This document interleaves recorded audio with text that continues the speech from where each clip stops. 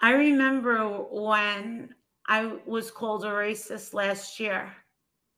Do you remember that? And it was because DMX had passed away. My husband doesn't like me to talk about his business dealings with people. And because I was a fan of DMX, here I go running off at the mouth about DMX and my dealings, well, his dealings with DMX. Okay? So this goes back a year ago.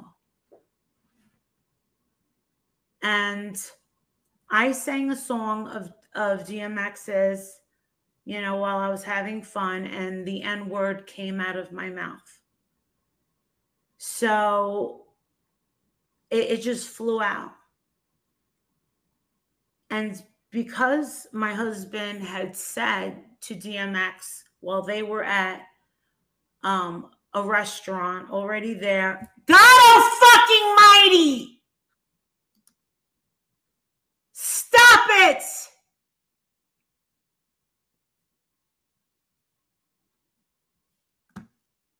Jesus fucking Christ.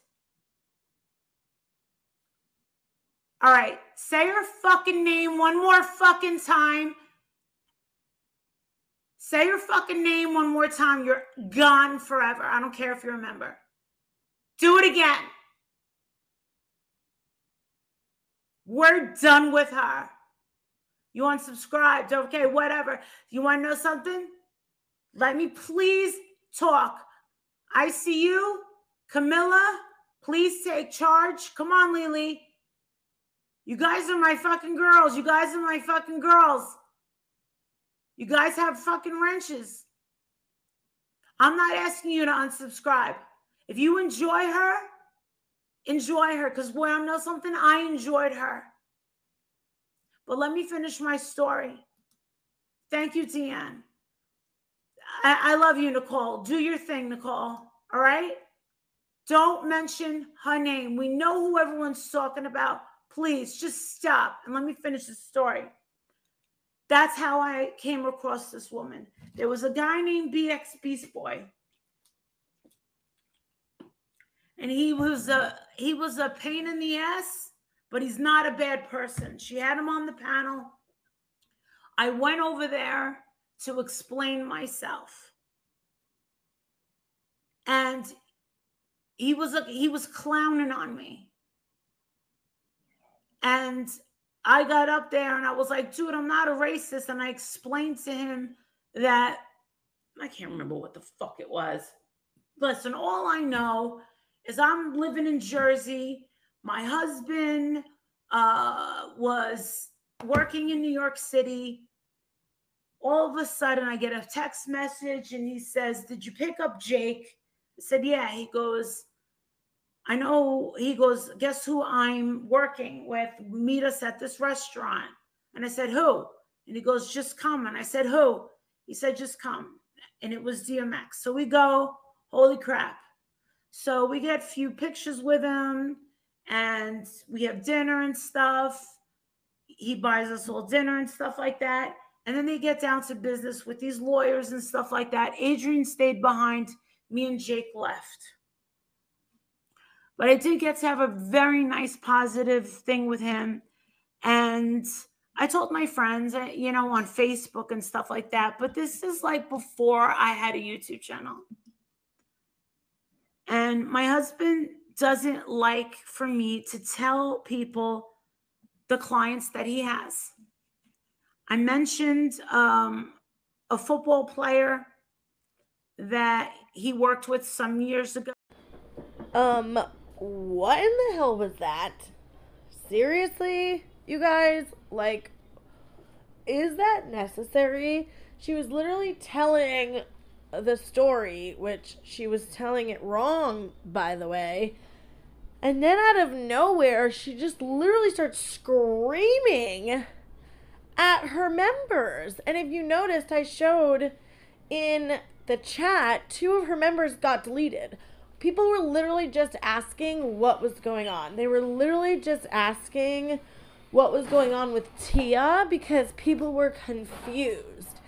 And she's literally cussing and screaming at her own members. Like, why is she acting so psychotic? You know what I'm saying? Like, it's just not necessary. And then to be screaming at her mods to do what they're supposed to do, like they're not doing the right thing. And it's like she thinks she's like this mob boss of her channel. And then she's so hurt and betrayed the way she's acting. She's like, I enjoyed her too. She is taking what I was talking about in my last video, how Tia was doing a live stream, talking about the report, telling her audience that the report was real about Letitia. Even Letitia admitted that it was a real report. And Molly tried to say it was fake. And then later on, she tried to change that up and be like, well, no, it was things that were in it were fake. No. She pushed from the beginning that the report was fake in the first place. I went back and watched things. I saw, many people saw, Tia was told that the report was forged. So, like, to be acting this unhinged, like, Tia did something so crazy to you that her name can't even be mentioned in the chat when she's literally been promoting and talking about Tia this whole time. How is her people in the chat, how is her members supposed to know that now, after all this time of Tia being promoted and welcomed and on panel, nobody can talk about her?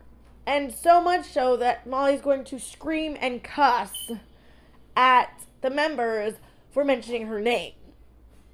This is so extreme, so ridiculous. I don't see why she needs to lash out like this. All because Tia did not follow her program.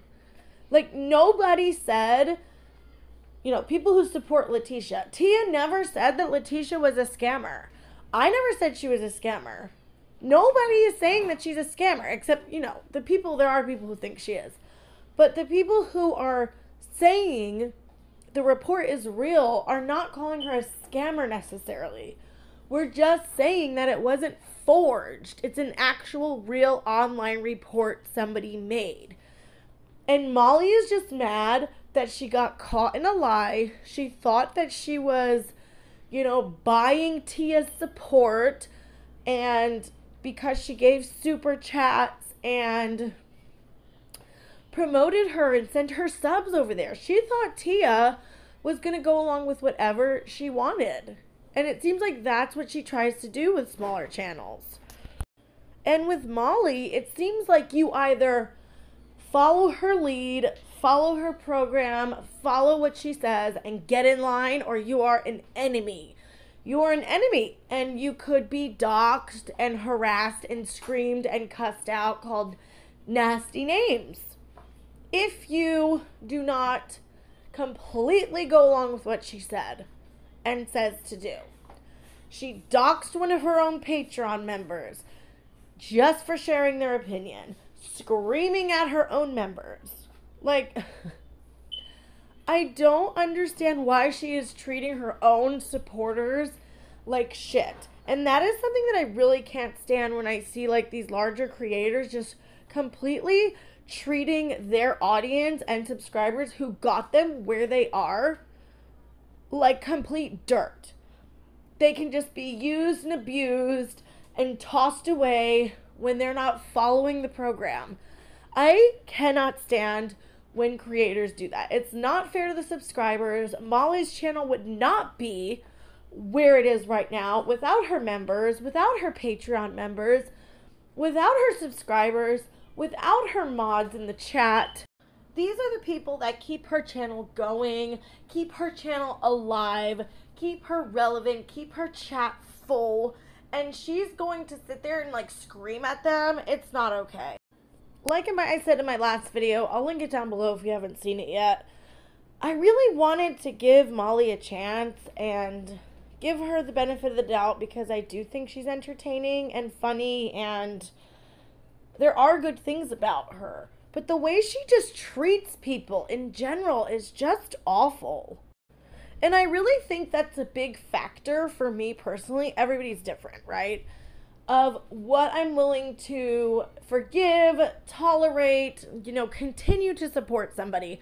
I am not the type of person who is like, okay, I'm going to judge you for your past, which I get it. Trust me, I'm not throwing shade or judging anybody for not liking Molly because of what she has done, because I get it. The past totally gives context and, can paint a picture of somebody's character if they are still acting a fool in the present, still doing nasty things in the present. So I totally get that.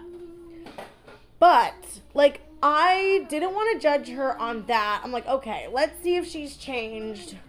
And I can still look past people making mistakes and even being messy and fucking up. You know what I mean? Because nobody's perfect. But for me, one of the main factors that goes into deciding if I want to support somebody or I just can't get behind them at all is how they treat people. How do they treat other creators? How are they treating their subscribers? How are they treating their mods? How are they treating people? Because if they're just constantly treating people like complete dirt all the time and just being cruel and nasty and just treating everyone like shit, even people who support the person, I don't want anything to do with somebody like that. I do not want anything to do with mean-spirited, nasty people. And to me, Molly is mean-spirited. She's mean to her people around her. She's very controlling. She is, borderline emotionally controlling and abusive, where she's trying to manipulate and control people to do what she wants, and they feel like they need to do what she wants, or they're going to be literally berated and screamed at. So they're doing it out of fear, it seems like. And it's just wrong. She just treats people like shit, and I'm not down with it, and she needs to stop. It's fucking gross. She's acting psychotic, and yeah. Just wanted to show you guys that and talk a little bit more about how she's treating her own people on her channel, her mods and her members and stuff, because yeah, it's not cool. Also, she's completely lying in this clip. Nobody called her racist last year. BX was literally defending her, saying she wasn't racist for singing the N-word, and the live stream was not even about her. I'm going to link the live stream Tia did the other night down below, where she showed the live stream that Molly's talking about and debunked that freaking lie. I think she titled debunking that lie number 5,000 something. It's funny. But I was there. Nobody called her racist. Nobody did. So she's a liar. I will link that down below if you want to watch it. I just started watching it today, and so far it's really good. I'm definitely going to react to that stream because I am on it, and that stream was about a year ago, and I think it'd be really cool opportunity to react to myself on panel talking about, different issues and how my opinions have changed on things, maybe things that I said that I can't believe, that I'm not proud of, that I don't like the way that I thought, or just anything like that. I think it'd be a really good opportunity to do that. So stay tuned for that video. And yeah, I will see you guys in my next video. Bye.